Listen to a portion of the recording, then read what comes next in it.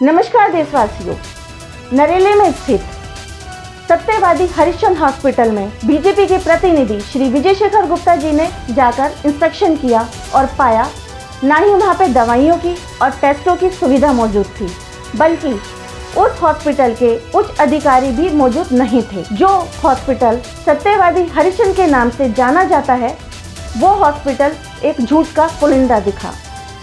आइए देखते हैं इंस्पेक्शन मीडिया ग्रुप की एक छोटी सी रिपोर्ट। हमारा मकसद सच को दिखाना है, झूठ का करेंगे खुलासा। किसी भी जाति का हो या धर्म का हो, कोई ये ना सोचे कि हम किसी का पक्षपात करेंगे। इसमें ना कोई जाति, ना कोई धर्म, ना कोई अपराध और ना ही कोई भ्रष्टाचार।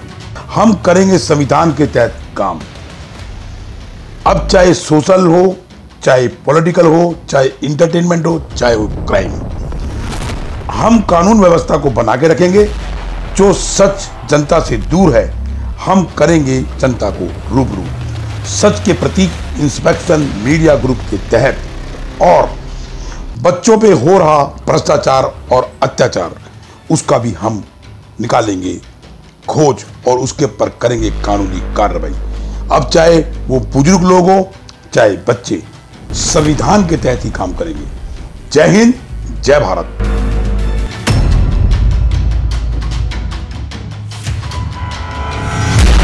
सबके लिए समान, सबके लिए बराबर। सिद्धांत संग्राम के दर्शकों को नमस्कार।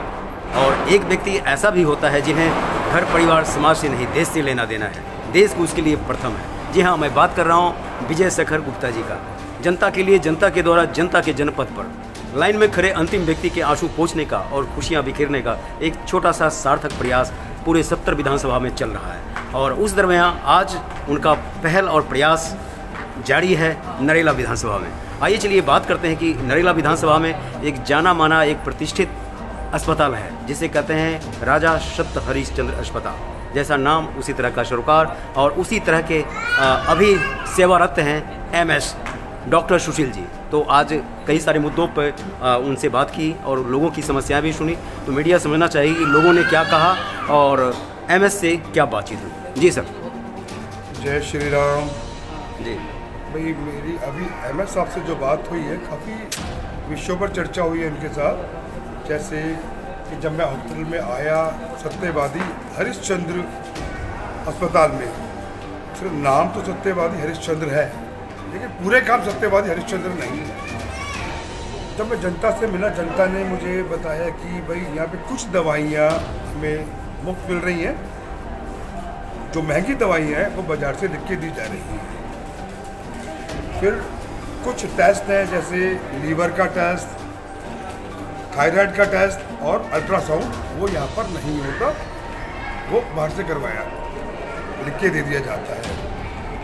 मैं जब अभी सुप्रिटेंडेंट साहब से मिला हूँ, पर मैंने इन सब समस्याओं पे उनके साथ चर्चा की है, तो सुप्रिटेंडेंट साहब ने एक एक करके उन समस्याओं को मुझे बताया कि भाई साहब, दवाइयाँ हम 97% प्रोवाइड करवा रहे हैं, बाकी 3% नहीं है।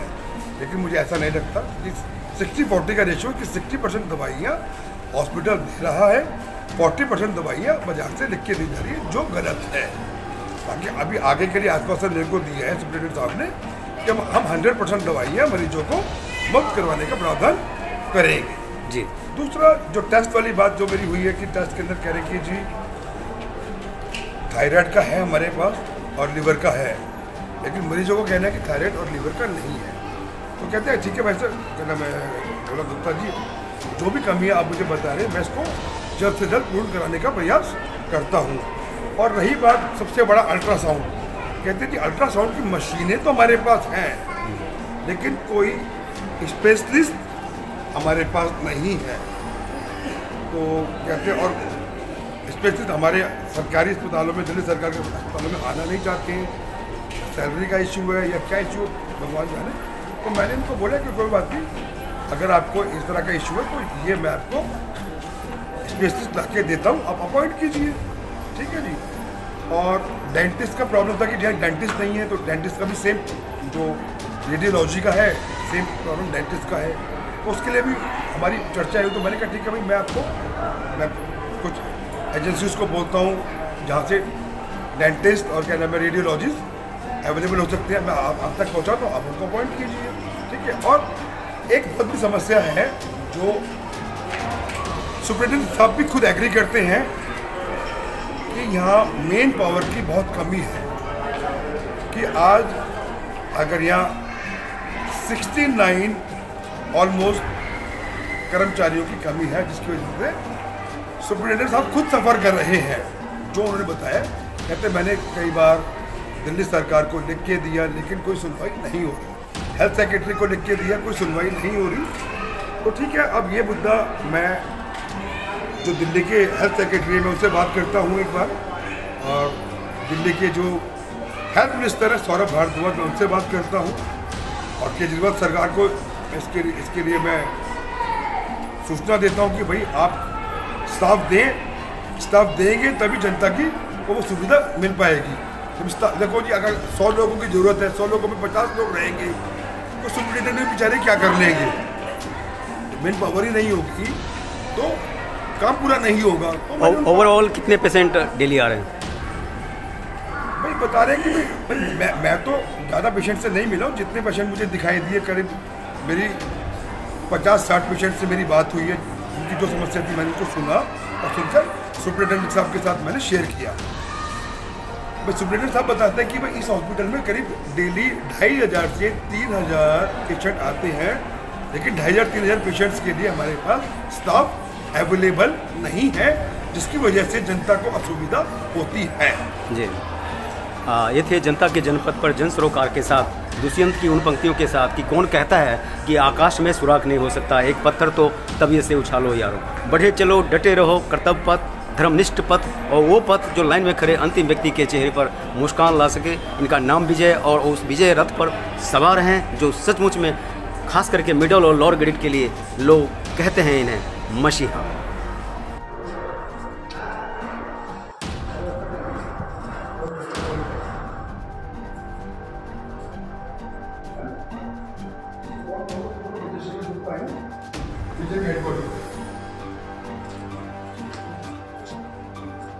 कॉपी निकालना जरा वो कंप्लेंट की। पवन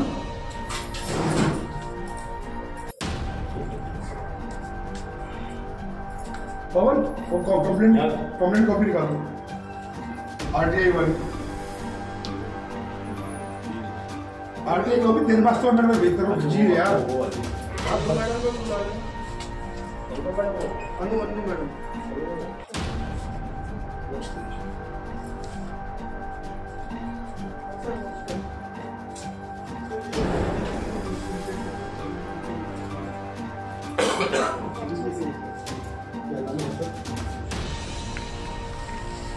सुशील जी नमस्कार। भाई साहब विजय शेखर गुप्ता मध्यम केंद्रीय कार्यालय भारतीय जनता पार्टी। भाई साहब मैं निरीक्षण करने आया था, एक तो आपका 8 बजे का टाइम, वैसे 9:45 बज रहे हैं, आप हॉस्पिटल में है नहीं। दूसरा भाई साहब बहुत सारी समस्याएं हैं, मैं अभी जनता से पूछ के आ रहा हूँ, बहुत सारी समस्याएं, तो आपके साथ बैठ के चर्चा करना बहुत आवश्यक है मेरे लिए।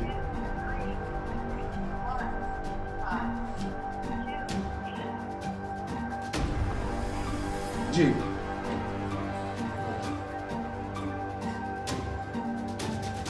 अच्छा भाई साहब, एक मैं आपको एक बात मैं आपको बोल दूं, मैं अपॉइंटमेंट लेके किसी अस्पताल में किसी भी जगह पे नहीं जाता। मैं जब जाता हूँ अचानक आता हूँ और अचानक जाके चेक करता हूँ। अगर मैं आपको सूचना दूंगा आपको तो सब कुछ ठीक दिखाओगे, आप मुझे अपनी आंखों से दिखाओगे, लेकिन वैसे मुझे मेरी आंखों से देखना है सब कुछ कि मेरे राज्य की जनता को सुख सुविधाएं प्रदान हो रही हैं या नहीं।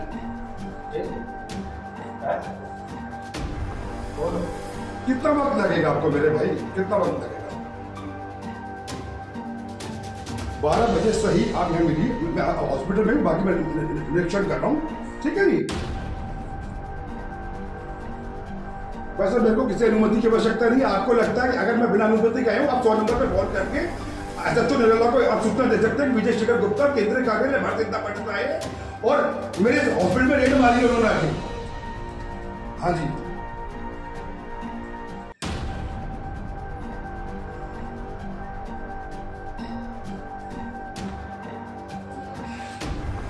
भाई साहब आपकी कार्यशैली में बाधा नहीं पहुंचा रहा भाई साहब। मुझे सिर्फ एक ही चीज चाहिए कि मेरे राज्य की जनता को सुख सुविधा प्रदान हो रही है या नहीं। भाई साहब मेरा इतना ही सवाल है। जी जी बिल्कुल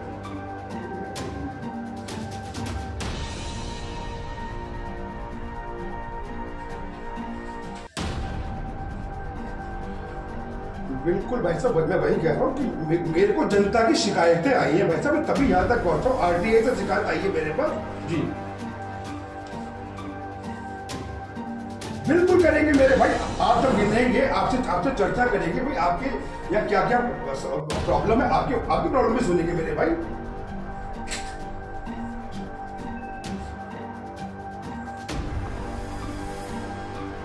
कोई बात नहीं मेरे भाई, देखिए मेरा रोज का काम है ये, मुझे प्रधानमंत्री का आदेश है, उनके आदेश पे मैं पूरे देश में इसी तरह काम करता हूँ मेरे भाई। कोई बात नहीं, चलिए आप आ जाइए 12 बजे, आपके साथ बैठते चर्चा करते, साथ में चाय पीते हैं आपके साथ, ठीक है भाई साहब?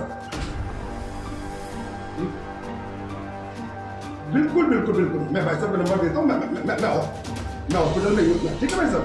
धन्यवाद धन्यवाद धन्यवाद, क्या शुक्रिया।